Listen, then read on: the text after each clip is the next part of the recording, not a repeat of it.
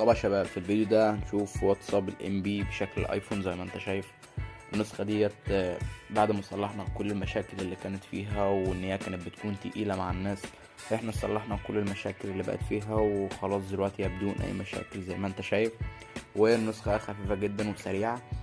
ده الواتساب ده بشكل الايفون ده الاصلي، لان في كذا نوع من انواع الواتساب وكده بيبقى راكب عليهم سمات واشكال واتساب بتكون بشكل الايفون، لكن ده شكل الايفون الاصلي الحقيقي بالمميزات اللي انت شايفها. وكمان في الواتساب ده انت تقدر تعمل ارشيف لكل الشتات اللي قدامك دي كلها، وتقدر تلغي الارشيف، زائد ان انت تقدر تكلم اي رقم انت ما انتش مسجله وتحفظ الشات والدنيا تبقى معاك تمام من غير ما تحتاج ان انت تسجل الرقم. وتقدر برضو تعمل بحث لاي شات وكده تقدر تجيبه.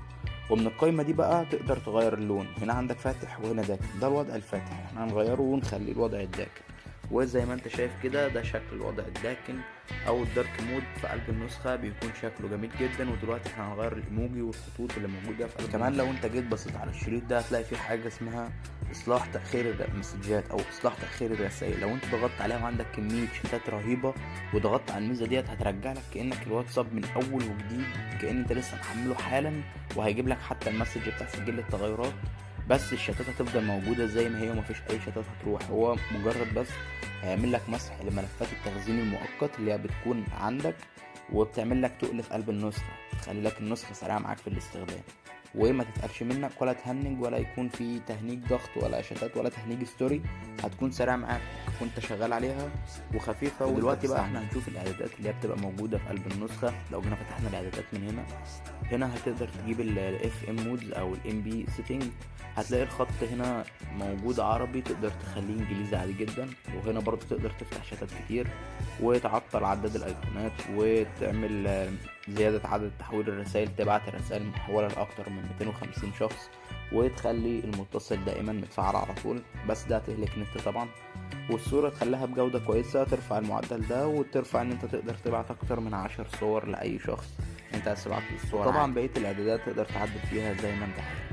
ان السماح لما يصل ل 100 رسالة اللي هو القنبلة دي ممكن تحذر لك رقمك فما تفعلهاش. وهنا تقفل ان ما يجيلكش مسج ان حد مثلا عمل لك بلوك، بيجي لك مسج ان الشخص ده عمل لك بلوك، اقفلها برضو منعا للازعاج. وبقية الاعداد طبعا يعني زي ما ظهر قدامك، فانت بتشوف الاعداد المناسب ليك او الحاجة الخاصية اللي انت حابب انت تفعلها او تلغيها، بتبدأ تفعلها من الاختيارات دي كلها وتلغيها. هنا نخلي نظام الايفون بتاع الايموجي هنفعله. وكمان لو احنا جينا هنا نشوف بقية الاعداد، هنا تقدر تعطل النخ، بس هنا مش متفعله، لازم تفعل الانيبل نوتيفيكيشنز اللي هي فوق دي عشان تقدر تعدل في اللي تحت. تمام. وهنا الالوان تقدر تغير في الالوان طبعا. ولو جيت تطلع وتجيب الكل هتجيب الستايل من هنا، ستايل الواتساب هو متفعل، ايموجي الايفون جاهز. والخط برضه تطلع لفوق كده وتجيب اتقل نوع خط اللي هو فونت اي او اس بولد، ده هيخلي الخط معاك تقيل شكل خط الايفون. وهنا كمان تقدر تغير شكل اللوجو وشكل الايقونه بتاعت الواتساب من بره، تقدر تعدل فيها وتخليها على شكل اي منتخب او اي نادي او شكل مختلف للواتساب من حيث الالوان. وتقدر برضو تغير الالوان بتاعت الباك جراوند بتاع اللون. ولو جيت تجيب الشاشه الرئيسيه من هنا هتعرف تعدل في الحاجات اللي هي بتبقى في الشاشه او في البر العلوي. هنا الستايل بتخليه ستوك زي ما هو متعدلش فيه، بيخليك نظام ايفون. وهنا الستوري عايز تخليها زي الانستجرام او لا، او تحط اسمك ولا لا. ولو عاوز تفصل الرومات عن الشتات تقدر تعملها طبعا، او لو عاوز تخليهم على بعض فبتلغي الميزه. وهنا إدارة علامات التبويب اللي هو الشريط اللي بيكون تحت، تقدر تضيف ايه او تخفي ايه من الحاجات اللي قدامك دي. عايز تخفي الشتات، عايز تخفي الكاميرا، عايز تخفي الستوري، عايز تخفي المكالمات، بس دي حاجات اساسية فما ينفعش انت تخفيها، فسيبها زي ما هي عشان تكون النسخة تمام معاك وشكلها كويس، ما ترجعش تدور تقول طب فين كذا، خلي كل حاجة زي ما هي. واخفاء الفصل بين المحادثات ما تلغوش لانه بيخلي شكل زائد. كمان انت لو جيت تجيب الاسطر هتجيب في الاسطر هنا ستايل الشاشه الرئيسيه، هو معمول ستوك، سيبه زي ما هو برضو ما تعدلش فيه، لان ده بيكون قالب الايفون، بيكون مش محبب ان انت تعدل فيه. وشكل المحادثه وكده هتلاقي فيه الشكل بتاع المحادثه من هنا، تقدر تغير الشكل بتاع الشات وتضيف ايه وتلغي ايه من الحاجات اللي هي موجوده عندك. ويتغير طبعا في الحاجات اللي بتضاف زر الترجمة مثلا مش عايز يظهر تقدر تلغيه، واللون تقدر تغيره والستايل وكده تقدر تغير في كل الحاجات دي. وشكل الفقاعات طبعا وعلامة الصح من هنا.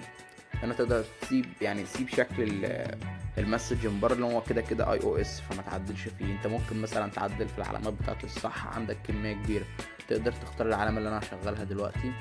ديت علامه كويسه جدا بتخليك تحس ان النسخه اللي معاك ديت نسخه ايفون فعلا. وفي تاني علامات كتير تقدر تفعلها برضو، تقدر تختار اللي انت اللي يريحك وقتها. وبس كده يا صاحبي، كنت اتكلمت عن كل حاجه في النسخه، وقلت كل المميزات اللي هي ممكن تكون ناس كتير بتستخدمها او ناس كتير هتحتاجها، فشرحتها. دلوقتي رابط النسخة ديت هتلاقيه في الوصف بتاع الفيديو في الكومنت المسابقة، وكمان هتلاقي الرابط بتاع النسخة في القناة بتاعة التليجرام، وهسيب لك قناة التليجرام ديت موجودة في وصف الفيديو، تقدر تدخلها هتلاقي في كل تحديثات بتنزل هناك، وكل البرامج المعدلة والأرقام الأمريكية، زائد إن في جروب على الواتساب بيتم فيه كل الحاجات اللي بتحصل في التليجرام. فعشان تكون متابع الحاجات دي لازم تكون مشترك في قناة التليجرام وفي جروب الواتساب، تقدر تشترك فيهم، هسيب لك اللينكات بتاعتهم في وصف الفيديو. وبس كده يا صاحبي، سلام.